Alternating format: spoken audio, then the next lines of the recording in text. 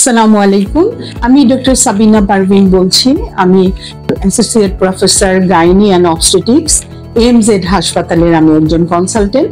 আমি আজকে আপনাদের সাথে কিছু সমস্যা নিয়ে কথা বলবো যেগুলি আমাদেরকে মায়েরা সবসময় জিজ্ঞেস করে। এর মধ্যে প্রধান একটা, যার হচ্ছে আগের বাচ্চা সিজার হয়েছে, সে এসে আমাকে জিজ্ঞেস করে, ম্যাডাম এবার আমার বাচ্চা নর্মাল হবে কি না। একটি বাচ্চা সিজারিয়ান সেকশন যদি হয় এবং সেটা যদি কোনো এমন কারণে সিজারিয়ান সেকশন হয়ে থাকে যেটা এমন না যে প্রতিবারই হবে, সেই ক্ষেত্রে কিন্তু নর্মাল হতে পারে।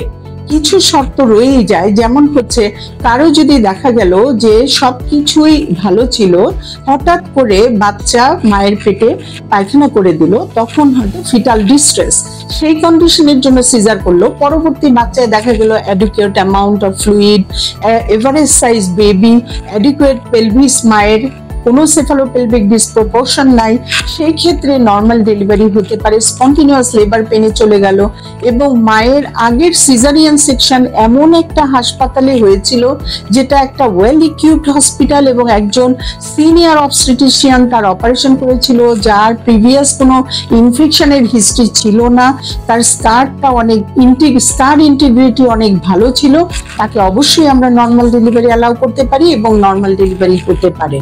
তবে যার পরপর দুটো বাচ্চা সিজারিয়ান সেকশন, তার কোনোভাবেই আর নর্মাল ডেলিভারির চেষ্টা করা যাবে না। এটা absolute indication for the caesarean section.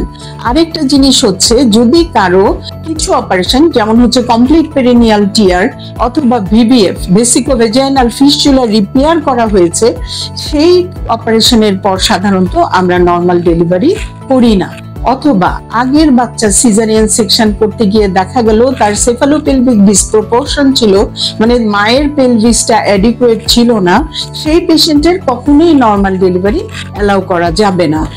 এছাড়া যদি তার বাকি সব গুলি ফেভারেবল থাকে, মায়ের কোনো বড় রকমের ডিজিজ না থাকে, হাইপারটেনশন, ডায়াবেটিস বা অ্যাজমা বা মা RH নেগেটিভ, এগুলো যদি না থাকে, তার স্কার ইন্টিগ্রিটি যদি ভালো থাকে, আগের সিজারিয়ান সেকশনটা যদি কোনো ভালো হাতে ভালো হাসপাতালে হয়ে থাকে এবং আমরা যদি পরীক্ষা করে দেখি তার স্কারটা ভালো আছে, সেই ক্ষেত্রে কিন্তু আমরা তাকে নর্মাল ডেলিভারির জন্য অ্যালাউ করতে পারি। তবে এমন একটি সেন্টারে তার নর্মাল ডেলিভারি অ্যালাউ করতে হবে যেখানে round the clock anaesthesia, neonatology, senior obstetrician available, যা এমজেড হাসপাতালে রয়েছে। 24 ঘন্টা বিশেষজ্ঞ ডাক্তার এখানে অ্যাভেলেবল এবং অ্যানেস্থেশিয়া ডিপার্টমেন্ট অ্যাভেলেবল। 24 ঘন্টা এখানে ওটি আছে, 24 ঘন্টা এখানে নিওনেটোলজিস্ট আছে। চাইলে কেউ যদি আগের একটি বাচ্চা caesarean section second baby normal করতে চায়, তাহলে সে এই সেন্টারে করতে পারে। ধন্যবাদ।